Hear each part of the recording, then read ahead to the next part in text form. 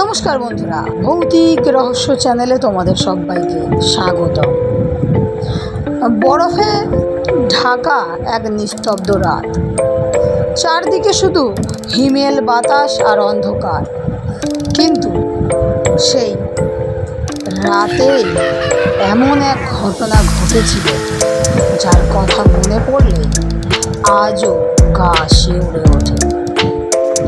এক রহস্যময় মুখ, বরফের মতো ঠান্ডা স্পর্শ, আর এমন এক অদ্ভুত ঘটনা যার কোনো সহজ ব্যাখ্যা নেই। আজকের গল্প মুখে বরফের কুচি গুড়িয়ে গেল, লেখিকা সুচিত্রা মিত্র। শুরু হচ্ছে আজকের ভৌতিক রহস্য। ভূত আছে কি না আছে এমন কথা বলতে চাই না, কারণ ভূত বললেই মনে হয় গল্প কথা। কিন্তু স্পিরিট বলে কিছু একটা আছে, এটা আমি বিশ্বাস করি। আর এ নিয়ে তো গবেষণা চলছে। কিন্তু সে কথা থাক। আমার জীবনে কয়েকবার যে অদ্ভুত ঘটনা ঘটেছিল তারই একটা বলি। বিশ্বাস অবিশ্বাস করা সে তোমাদের মর্জি। বহু বছর আগে, 1945 থেকে 46 সাল হবে, আমি বিএ পড়ি স্কটিশ চার্চ কলেজে। গান গাই, ছাত্র রাজনীতি করি, টিউশনি করি, আড্ডা মারি। এমনই বয়স তখন। সময়টা ছিল শীতকাল। কলেজের শেষে পার্টির সেল মিটিং ছিল গোয়া বাগানে এক ছাত্র নেতার বাড়িতে। সেখান থেকে যখন পথে নামলাম তখন বিকেল 6:30 হবে। কিন্তু শীতের বিকেল তো, তাই অন্ধকার নামে তাড়াতাড়ি।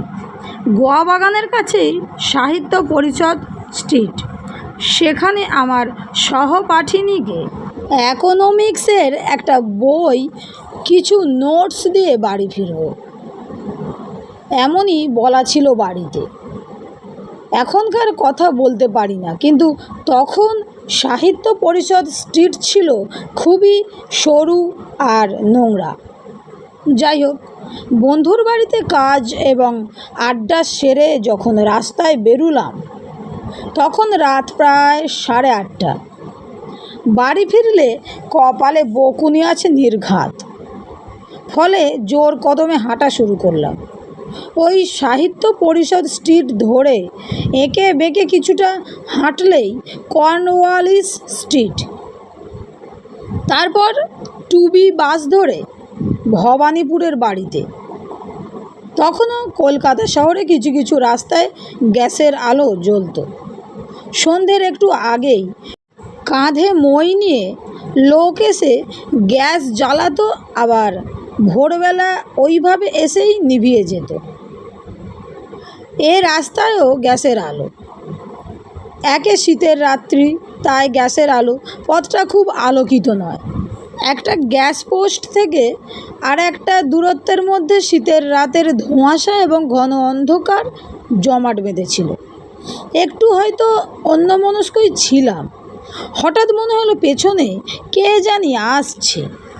তখন চুরি ছিনতাই এসবের হাঙ্গামা ছিল না, তাই সে ভয় আমার হয়নি। কিন্তু পেছনে কে আসছে এই বোধ হতেই গা ছমছমিয়ে উঠল।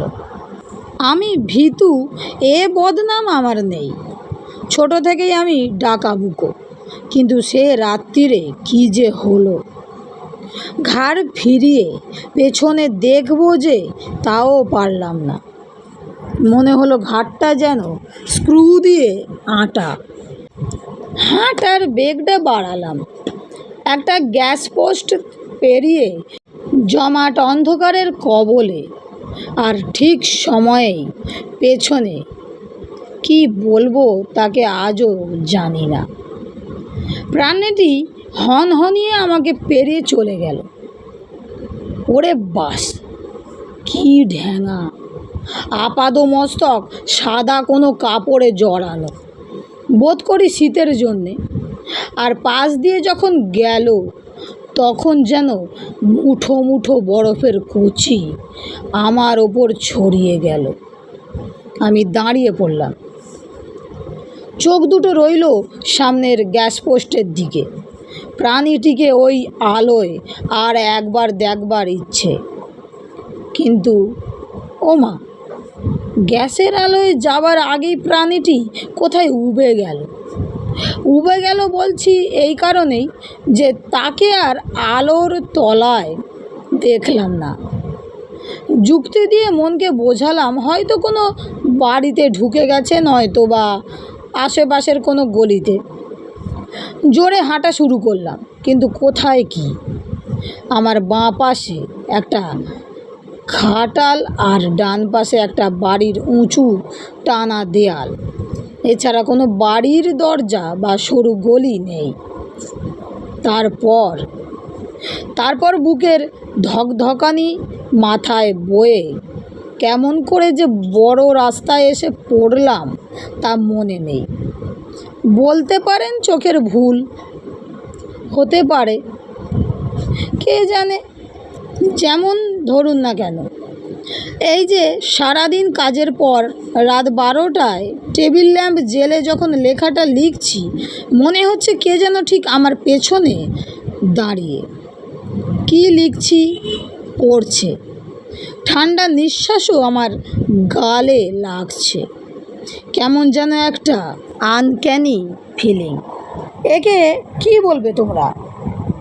এমন অভিজ্ঞতা আমার আরও অনেক, কিন্তু থাক, সেগুলি পরে এক সময় না হয় বলা যাবে। তাহলে বন্ধুরা, গল্পটি আজকে এখানেই শেষ। আর গল্পটা তোমাদের কেমন লেগেছে কমেন্টে আমাকে অবশ্যই জানিও। ভালো লেগে থাকলে বন্ধুদের সঙ্গে শেয়ার করে, চ্যানেলটি সাবস্ক্রাইব করে, লাইক করে আমার পাশে থেকো, যাতে এরকম ভয়ঙ্কর ভয়ঙ্কর ঘটনা, রহস্যময় ঘটনা তোমাদের আমি শোনাতে পারি। তাহলে বন্ধুরা, আজকের মতো বিদায়। সবাই ভালো থেকো, সবাই সুস্থ থেকো, সবাইকে ভালো রেখো। রাধে রাধে।